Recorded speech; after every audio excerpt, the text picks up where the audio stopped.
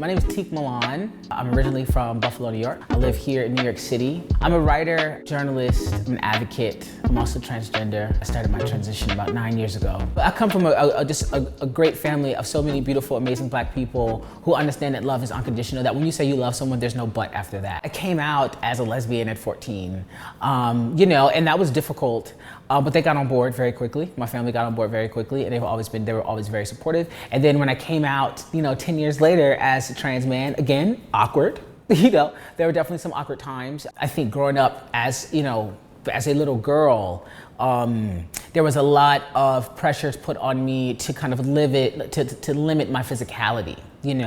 As a little girl, I wasn't supposed to climb the trees. I wasn't supposed to ride my bike far. I wasn't supposed to get dirty. And I didn't know that I was a boy then, but I knew that those restrictions on my body were wrong because that's what I wanted to do. I didn't know what transgender was. I'd never heard that. I mean, we're talking about like the late 80s or early 90s. I didn't know what trans was. I don't think a lot of us did, Even as I was a young adult in my 20s, I knew drag queens, but this idea of transgender people actually being a group of people that is different from, but still a part of the LGBT community was something that was unheard of at the time. At that time, it was very just gay and lesbian. You know what I'm saying? So I didn't know that. I didn't realize that I was transgender until I moved to New York City. I first got introduced to the trans community when I was working as a bartender here in New York. That was my first job here. And in that time, I got to meet everybody in the community, right? And it's so funny.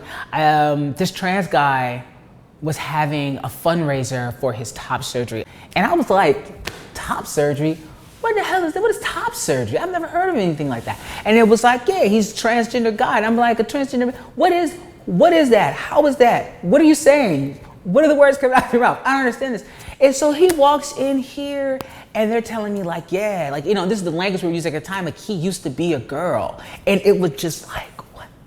It just blew my mind. It blew my mind that was even possible. He walked in, he was just this beautiful guy. He was a short little guy and he had a full beard and he had these, he had these big gauges in his ear and he was just so confident and he was just, I could just tell that he was the man he wanted to be. You know what I'm saying? And I had never seen that before. So that was my first introduction into trans masculinity. And then from there, this was a white guy. And then I was like, okay, so where are the Black guys? Where are the men of color? And then I found a Yahoo group called Urban Trans Men. That's back when everybody was saying urban, AKA as Black, Urban Trans Men. And it was a group of like 400 Black trans men. It was huge, from all over the world.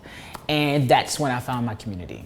I think, the differences in life now as a Black man as opposed to how it was when I was walking in the world as a woman at the time when I was, masculine presenting and even when I was feminine presenting is safety. It's just safer for me in the world as a man. I could get on the train at 2 a.m, a little drunk and get home and not really worry, but women cannot do that, should never do that. Ever, so I have the privilege of having an amount of safety, in my body, in the world. I think the one thing that has surprised me about the difference in this life is just how sexist men are.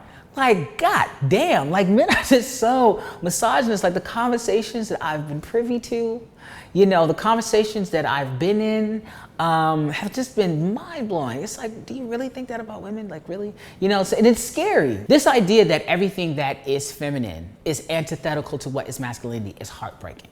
Because the thing is about masculinity and femininity is that it has to work together. It works together in tandem, and sometimes they cross and sometimes they don't, but they always move together. We're only better together, right? But so much of masculinity is defined by how not feminine it is. And in order for you to be this real man, in order for you to have some value in the world, you have to be this masculine, heterosexual guy who likes to have sex in this way. And if you don't, then you're like kicked out of the man club. And that's like terrifying to so many guys, right? So now you're having all of these guys, and I'm focusing on like heterosexual identified men because these are the men who are killing trans women.